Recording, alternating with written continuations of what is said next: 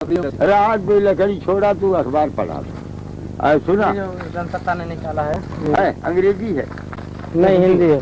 अंग्रेजी वाला दे दे। अंग्रेजी वाला सरकार कठिन पड़ेगा, हिंदी वाला जल्दी पड़ेगा। हाँ ये पढ़ेंगे। हाँ एक बितावर पीछे हो गया। हाँ पढ़ा जोर जोर से। सब कुछ देवराहा बाबा के आशीर्वाद से हुआ। सब वो है बकवास है जी पढ़िए पढ़ा। राम मंदिर शिलान्यास के बारे में महत्वपूर्ण फैसले अयोध्या या फैजाबाद में नहीं किए जा रहे।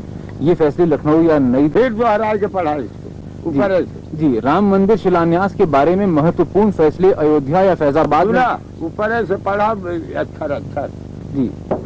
सब कुछ देवराहा बाबा के आशीर्वाद से हुआ। हाँ राम मंदिर शिलान्यास के बारे में महत्वपूर्ण फैसले अयोध्या या फैजाबाद में नहीं किए जा रहे। ये फैसले लखनऊ या नई दिल्ली में भी नहीं किए गए, बल्कि सब कुछ वृंदावन में देवराहा बाबा के आश्रम में तय हुआ। देवराहा बाबा ने ही विश्व हिंदू परिषद के नेताओं को निर्देश दिए।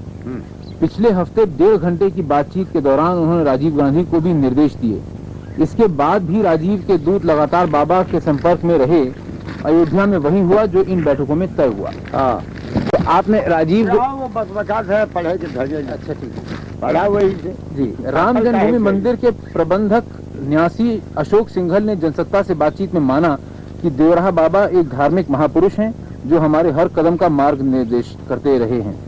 बाबा ने 6 नवंबर को राजीव गांधी से कहा कि उन्हें मंदिर निर्माण की विश्व हिंदू परिषद की मांग का समर्थन करना चाहिए। बाद की घटनाओं से साफ है कि गांधी ने वही किया जो बाबा ने उनसे कहा। तो लेकिन उन्होंने पूरी तरह तो किया नहीं। लगावट है, यह तो कमजोरी तो हार है। अच्छा हाँ लेकिन लगाए दिए वह गड़बड़ है। अच्छा हाँ पढ़ब जा। और शिलान्यास के पहले दिन बाबा ने शिलान्यास स्थल बदलने का सरकारी सुझाव ठुकरा दिया। वैसे विश्व हिंदू परिषद के कुछ नेता भी इसके लिए तैयार हो गए थे। सरकार शिलान्यास स्थल को प्लाट नंबर 587 में स्थानांतरित करना चाहती थी। इस जगह पर कोई विवाद नहीं है। यह जगह मूल स्थल से कोई 7 गज दूर है। 5 नवंबर को कुछ वरिष्ठ अधिकारियों ने ऐसा करवाने के लिए इलाके का दौरा किया। प्लॉट रामकृपाल दास के पास लीज पर था। उन्होंने मंदिर के लिए अपनी जमीन देने की पेशकश की थी। वहां एक नहान घर और एक दीवार बनी हुई थी जिसे शिलान्यास की जगह बनाने के लिए तोड़ा जा चुका था। 6 नवंबर को राज्य सरकार ने हाईकोर्ट में अर्जी देकर पूछा कि क्या प्लॉट नंबर 586 विवादास्पद जमीन में आता है। विश्व हिंदू परिषद ने बाद में वहीं राम मंदिर शिलान्यास का समारोह किया। अगले दिन यानी 7 नवंबर को अदालत ने साफ किया कि यह प्लॉट विवादास्पद जमीन में आता है। सरकार को अगर इस प्लॉट की वही स्थिति का पता था तो उसे बात अदालत से पूछी ही क्यों? उसने बात अदालत से पूछी ही क्यों?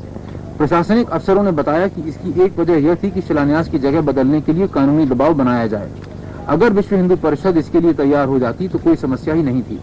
शिलान्यास महायज्ञ और शिलान्यास भी गैर विवादास्पद जमीन पर आराम से संपन्न हो जाते और बाबरी मस्जिद एक्शन कमेटी को भी उस जगह पर शिलान्यास करने में कोई एतराज नहीं होता। इस तरह सरकार हिंदुओं और मुसलमानों दोनों को खुश कर लेती और इन दिनों उनकी खुशी का मतलब है वोट। इस सरकारी पेशकश से विश्व हिंदू परिषद के नेता बंट गए थे। इस बारे में परिषद और सरकार के बीच बातचीत आगे बढ़ने के साथ ही बाबा ने अशोक सिंघल और पूर्व पुलिस महानिरीक्षक SC दीक्षित से वृंदावन आकर उनसे मिलने को कहा। श्री दीक्षित वहां गए। श्री सिंघल कहते हैं देवराहा बाबा ने साफ साफ कहा कि हमें शिलान्यास तय जगह पर ही करना चाहिए। उन्होंने यह भी कहा कि राजीव गांधी भी वहां शिलान्यास करने की बात मान लेंगे, पर तभी यथास्थिति बनाए रखने का अदालती आदेश आ जाने से भ्रम पैदा हो गया। परिषद के नेता सरकार के खिलाफ आंदोलन छेड़ने की तैयारी में लग गए, लेकिन जनता की नाराजगी के आगे अदालती निर्देश कहीं खो गया। यही वजह थी कि सरकार ने शिलान्यास को रोका नहीं। 8 नवंबर को हालात बदल गए और शिलान्यास की पिछली रात को सरकार ने नई दिल्ली में बयान जारी किया कि वह प्लॉट तो विवादास्पद है पर शिलान्यास की जगह विवादास्पद जमीन के दायरे में नहीं आती। यानी सरकार ने परिषद को मन मर्जी से काम करने की छूट देना तय कर लिया था। मकसद यह हवा फैलाने का था कि शिलान्यास सरकार की बदौलत हुआ है, परिषद की बदौलत नहीं। जब शिलान्यास समारोह शुरू हुआ तो श्री दीक्षित हिंदुओं और परिषद की जीत की घोषणा करने माइक पर गए। उन्होंने कहा, आपकी ताकत की वजह से ही प्रधानमंत्री को देवराहा बाबा के सामने घुटने टेकने पड़े। श्री सिंघल कहते हैं कि बाबा ने जो कहा उसे पूरा कर दिखाया। एक और नेता ने कहा, जनवरी में भी हम वही फैसला करेंगे जो बाबा कहेंगे।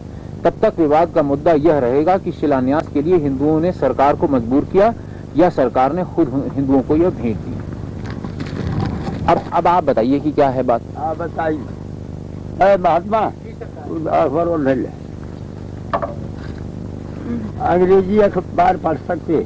जी जी, वो एक ही संजय सूरी दोनों। संदेश दोनों हो गई अंग्रेजियों में। जी इंडियन एक्सप्रेस। जी मैं जानता हूँ। हैं? जी मैं जानता हूँ।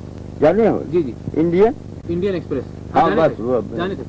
और सुना और सुना जी जब ये बिस्तावर रहा कि ललाट पर तोहरी दृष्टि पड़े, जी, एक बिस्तावर हो जाए कि ललाट पर दृष्टि पड़े तो बुद्धि बढ़िया हो जाए। हो गया तू भगत है बुद्धि बाहर को बढ़िया पूछा तो बताई। हाँ तो आप बताएं कि क्या बात सही है। यानी हमारा आशीर्वाद है और क्या बताए कि कौन कौन आपसे मिलने आए, फिर आपने क्या क्या कहा, ये कुछ बताइए। हमारे यहाँ मिलने वाले की गिनती नहीं है।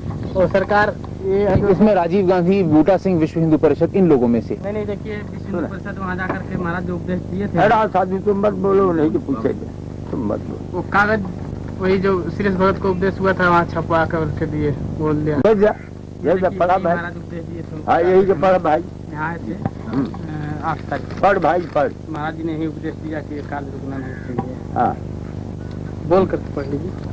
श्री राम जन्मभूमि की आंधी न रुके, सारे देश की आंधी अयोध्या में आवे। इसी आंधी। वो कगदाली है जे। अच्छा ठीक है, वो भी बोलिए। हाँ हाँ पढ़ा। अच्छा नहीं, इसको पढ़ भाई। श्री राम जन्मभूमि की आंधी न रुके, भक्त तो प्रसन्न होंगे, और इसमें हमारे मुंह से सुनेंगे तो वो बात नहीं होगी। हमारा आशीर्वाद मंदिर भगवान का बनेगा अयोध्या में। हाँ आशीर्वाद भगवान का मंदिर अयोध्या में बनेगा, हमारा आशीर्वाद है, इसमें कोई संदेह नहीं।